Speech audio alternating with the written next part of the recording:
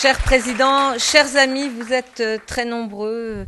Voilà, je vois Stone, je vois Mario, je vois beaucoup d'amis qui sont ici présents. Je ne vais pas tous vous citer parce que sinon je commettrais des impairs.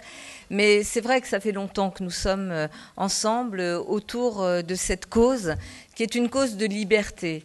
Et il faut la réaffirmer comme telle. C'est une cause de liberté qui ne prend rien à personne, qui donne la liberté à chacune et chacun de décider de sa vie, mais aussi de sa fin de vie. C'est une cause qui s'inscrit pleinement dans les valeurs de la République et dans la laïcité. Elle n'enlève rien à personne. Elle ne demande pas à celles et ceux qui ont une conviction religieuse qui les pousserait à ne pas opter pour cette possibilité de décider soi-même de sa fin de vie. Elle n'obligera personne. Chacun pourra vivre en conscience. Simplement, elle donne l'espace de liberté que la loi de la République doit garantir à chacune et à chacun, quelle que soit sa conviction religieuse, sa philosophie. Nous sommes tous des enfants de la République et nous devons, à égalité, pouvoir exercer nos droits. C'est ce cadre-là qui doit être réaffirmé. Et c'est vrai que dans les temps que nous connaissons, avec cette propension quand même assez forte à avoir les pour, les contre, à être dans un débat manichéen, à s'envoyer à la figure des éléments qui relèvent du religieux et du sociétal, je pense qu'il faut qu'on réaffirme les choses dans ce cadre républicain. C'est le chemin que nous devons trouver pour faire en sorte que cet engagement qu'a pris le président de la République, sur lequel beaucoup d'entre nous avons bataillé, sur lequel nous nous retrouvons, que cet engagement soit respecté. Bien sûr que le chemin est difficile, bien sûr qu'on a tous envie, en tant que responsables politiques, de jeter les bases de consensus, de compromis, de rapprochement des points de vue, pour qu'on puisse se respecter dans les points de vue. Moi, ça ne me choque pas que dans l'exercice de la responsabilité, dans l'exercice du pouvoir, on cherche à concilier les points de vue, en tous les cas, à les faire se respecter. Mais ce travail-là ne doit absolument rien retirer à l'objectif qu'on recherche.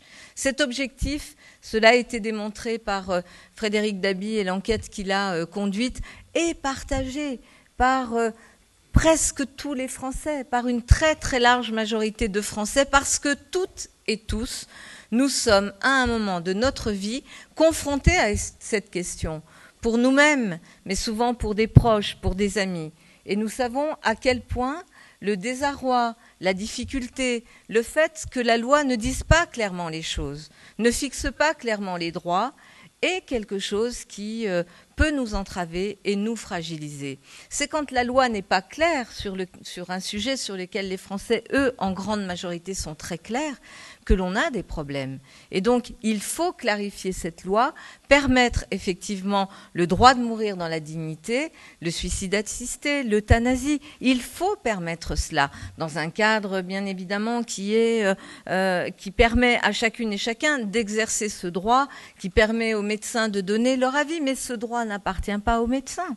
Ce droit, il appartient à chacune et chacun d'entre nous. Il doit être partagé, il peut être discuté, mais in fine, la décision doit revenir à celles et ceux qui doivent pouvoir l'exercer. Dans le projet de loi qui est présenté, il y a quelques avancées, je les reconnais et je les prends comme telles et tant mieux. Mais ça ne va pas au bout, de l'engagement que nous souhaitons tous. Et donc, je suis venue vous dire que dans la fonction qui est la mienne en tant que maire de Paris, mais en tant que femme de gauche, engagée, militante des droits, militante de l'égalité des droits dans notre République, je souhaite vraiment que notre République soit à la hauteur. Elle sera à la hauteur parce que les citoyens de cette République sont à la hauteur.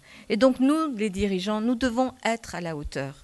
Parce que s'il y a un domaine où la société, les citoyens sont bien en avance par rapport à leurs dirigeants, c'est celui-là. Et donc il faut qu'on l'entende. Je salue l'initiative que va prendre aussi le président de l'Assemblée nationale.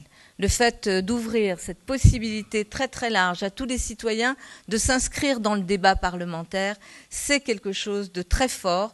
Vraiment, je pense que choisir ce texte pour ouvrir ce droit nouveau, cette gouvernance nouvelle dans laquelle le pouvoir national, l'expression du suffrage universel à travers l'Assemblée nationale et la représentation nationale s'ouvre aussi aux citoyens pour que les citoyens puissent intervenir pendant le débat. Je pense que c'est une très très belle décision qu'il a prise. Je veux vraiment le saluer, le remercier pour cela.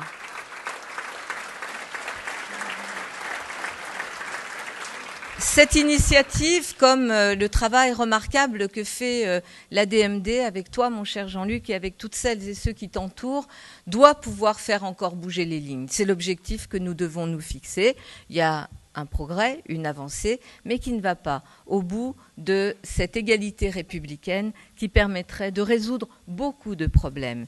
En tout état de cause, je le sais, nous sommes ici des militants engagés, convaincus. Nous allons le faire sans intolérance, mais nous le savons aujourd'hui. Et si c'est partagé comme c'est partagé par la population, ce droit est un droit juste. Ce droit est un droit qui complète le dispositif de notre République.